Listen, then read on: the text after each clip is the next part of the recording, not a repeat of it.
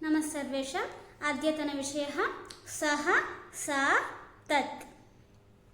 కిందటి క్లాస్లో ఏషః ఏషా ఏతత్ అని చెప్పుకున్నాము. అంటే ఇతడు ఈమె ఇది. ఇప్పుడు సహ సా తత్ అతడు ఆమె అది. చూడండి, సహా యువకః.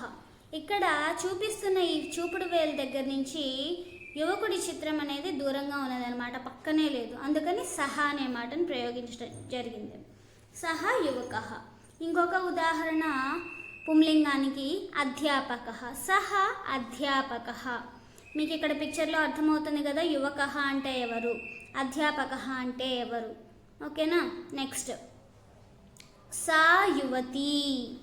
సా యువతి. నెక్స్ట్ సా అధ్యాపిక. సా అధ్యాపిక. చూపిస్తున్న దగ్గర నుంచి పాఠం చిత్రం అనేది దూరంగా ఉన్నది కాబట్టి సహా సా అనే ప్రయోగాలు చేస్తున్నాము. నెక్స్ట్ నపుంసకలింగ ఉదాహరణలు చూద్దాం. తత్ వ్యజనం. వ్యజనం అంటే పిక్చర్లో ఏముందో చూడండి ఒకసారి. తత్ వ్యజనం.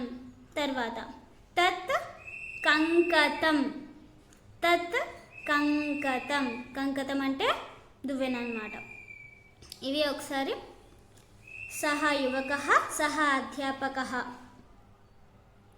సా యువతి, సా అధ్యాపిక, తత్ వ్యజనం, తత్ కంకతం. ఇది సహా సా తత్ ప్రయోగాలు అన్నమాట. నెక్స్ట్ క్లాస్లో మనము ఒకసారి అహం, భవాన్, భవతి, మమ నామ, భవతః నామ, భవత్యాః నామ, ఏషః ఏషా ఏతత్, సహ సా తత్. ఇవన్నీ ఒకసారి రివిజన్ చేసేసుకుందాం. ఓకేనా. ఉంటాం మరి. బాయ్.